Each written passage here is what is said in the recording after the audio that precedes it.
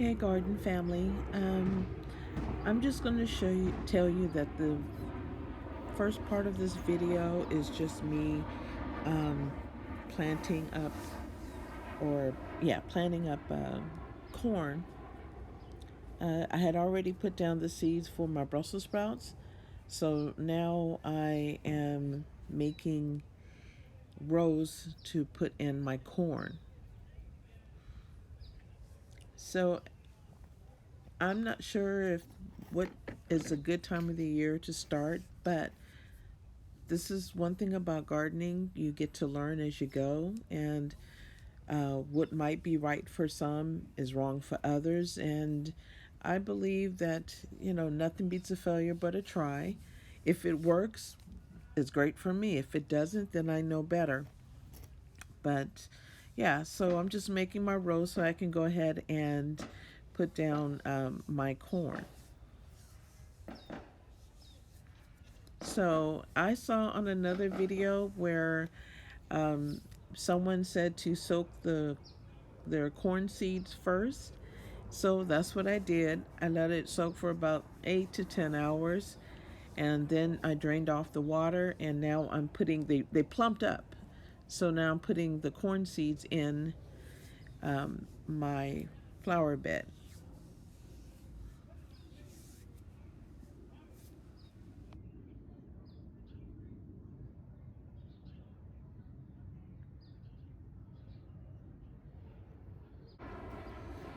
So what you're seeing me do now is I'm covering up those seeds, but what I wanted to point out is the stick that I'm using happens to be one of those paint sticks from Home Depot.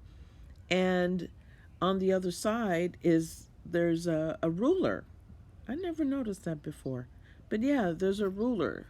So you can kind of judge the depth of your seeds, and it's also great as a tool. I thought, wow, a multi-purpose paint stick here.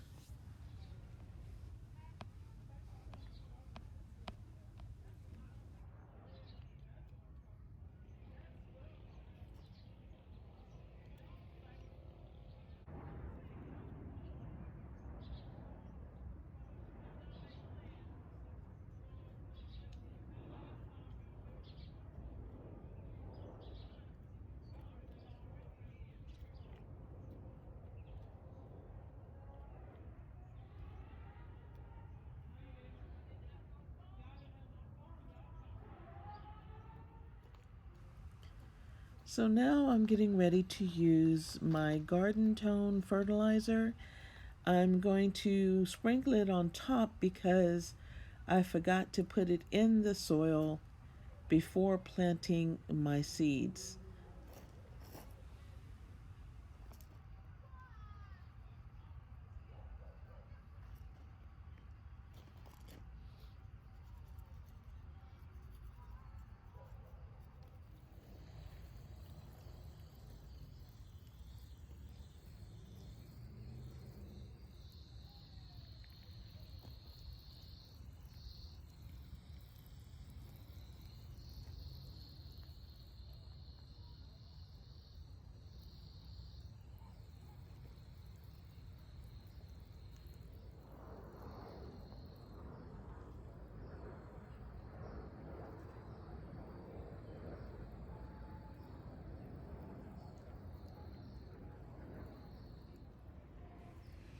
As I continue to water in my seeds I just planted, stay tuned into this video and catch the update on what I've gotten done and what has happened in my garden so far.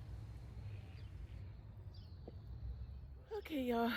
Well, I just finished putting seeds in for Brussels sprouts and corn. I'm not sure if I can grow um, Brussels sprouts and corn this time of the year, but nothing beats a failure but a try. So I'm going to try it out and see what happens. But meanwhile, here's an update on what I have going on so far. So what you're seeing here is I have some pineapple tops I put in, and this is at the end of my garden bed. If you guys have seen my previous videos, I have a U-shaped garden bed.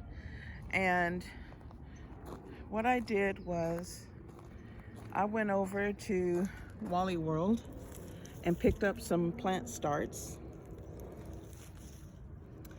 And this is zucchini on this side. And I have the square foot garden layout going. Okay, so on this side, I have my curled parsley, and I have sweet banana pepper. Over here is a yellow bell pepper.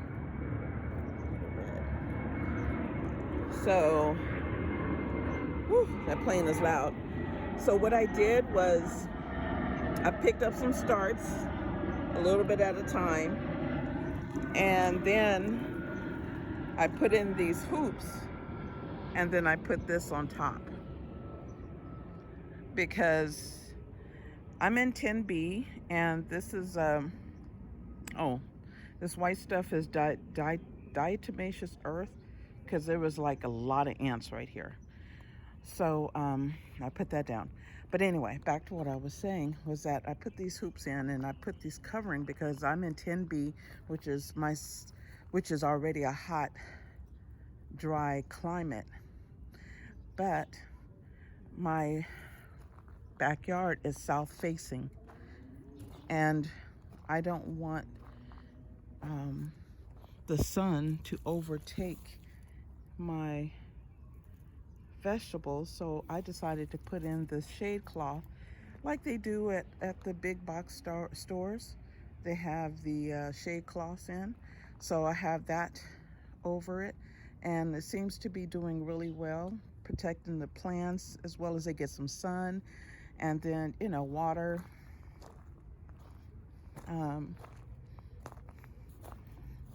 Yeah, so they don't dry out and the sun doesn't beat them up too bad or anything. So I'm really happy about that. So yeah, it seems like the plants are really, really thriving. When I picked these up from Wally World, they were wilted. So I had to bring them back. And like I said, this is pineapple tops. So I only put 2 in here.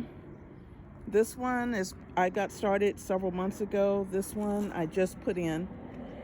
And then I'm going to try to put potatoes in right here. And that's about it as far as that is concerned.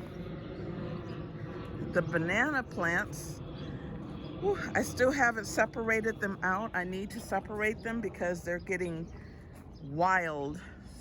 Really, really, really, really wild. They're just getting like out of control wild. I need to give them some more food because they're getting a little yellow around the edges. They need some food. They like food. But here's the other set.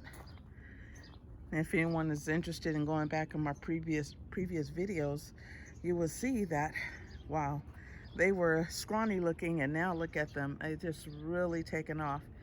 And here's a new addition. I just got this in. This is a cherry tree. I'm gonna move to my front yard, but I just put it back here for right now. This is an English Morello cherry dwarf that I just potted up. So I'm gonna be moving that to the front because I have another cherry tree. I want them to be together so that they can pollinate each other. So my grapes, like I said last time, I was struggling right here, but look at that. Some nice fresh new leaves coming out on that one. And this one here, same thing. This is how it was looking when I first potted it. And now I'm getting some pretty leaves. And just really waiting for the harvest, probably another year or 2, except for this one, my one pomegranate. but I presume it'll probably take about another year to start seeing some production on my fruit trees. Oh, well, maybe not. Look at here, everyone.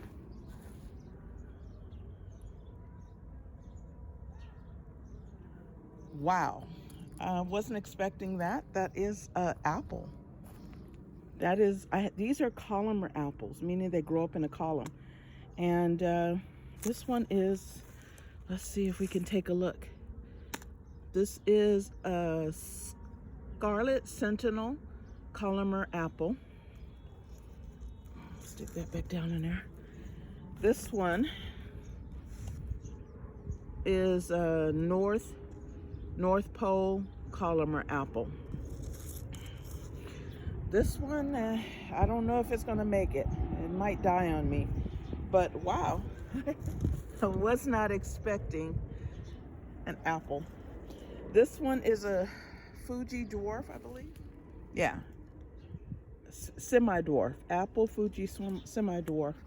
But yeah, it's really got a lot of leaves coming out on that as well. And this one here is a grapefruit, and look at the leaves. I couldn't figure out what was going wrong with this tree, this bush, but I just kept at it. I let it dry out, and then I decided to water it and give it fertilizer, water soluble fertilizer. And so now I have some green leaves coming out on it. So it was looking scrawny. It turned yellow, dropped all its leaves. I was like, oh my gosh, I don't know what's wrong with it. I hope it wasn't dying. This one is a blood orange, and it was too doing the same thing. So I did the same thing. I just let it dry out, and then I fed it a water soluble fertilizer.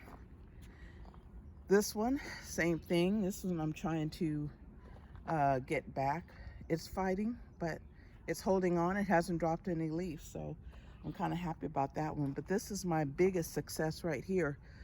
I really thought I was going to lose this one because all the leaves were yellow and curling, and yeah, so I'm happy about that. So, and then I was concerned about my mango tree, because if you look at all the leaves up here, look at all this. And this one especially,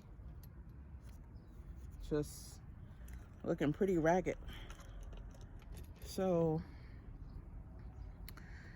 looking really ragged. So, but again, I just fed it I think I did I'll have to show it to you. I got it off of Amazon.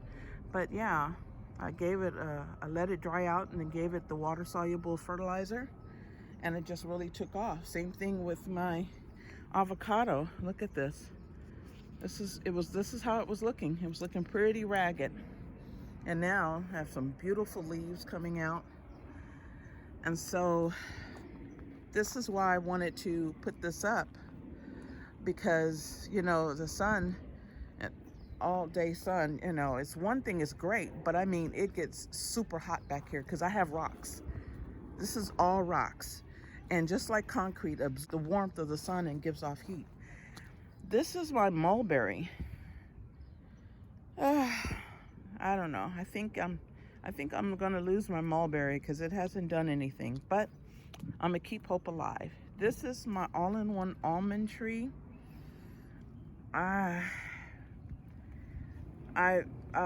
Lead Farmer 73 said to treat it like a peach. So I did some research on the peach tree. So what I did was, I guess it likes a lot of organic matter and things like that. So I really gave it some organic matter and put it around the tree, which was, you can see a little bit of it here. This right here. There's more. I don't want to dig in it, but what I did was I took some scraps of Brussels sprouts, and they was kind of partially decomposed a little bit. I put them around there, watered it really good, mulched over it, and so now I think I might be onto something, because I have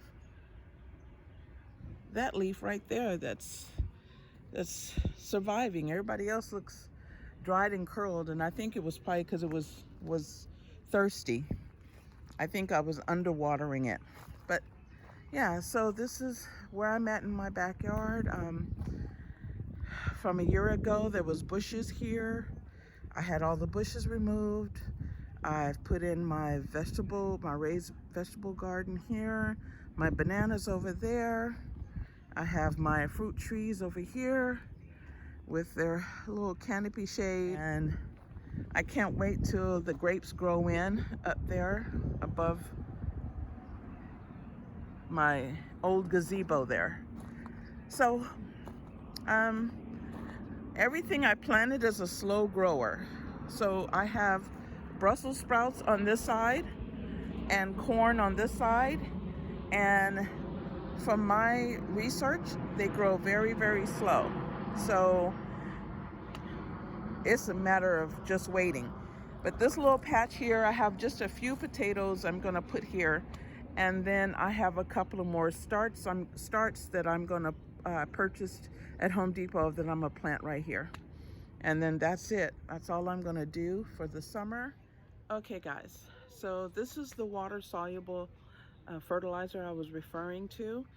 I bought this off of Amazon. It's $16,824. But yeah, so this is what I put down on my fruit trees. Okay, and I like I said, I let it dry out, and then I put this down, I watered it, and then put this in, and you dissolve it in water first, and then you water your plants. So that's what I did, and I've been seeing phenomenal results with this. But I ordered this off of Amazon, and just wanted to let you know this is a water soluble kind. It's not granular. So, okay, well, that was it.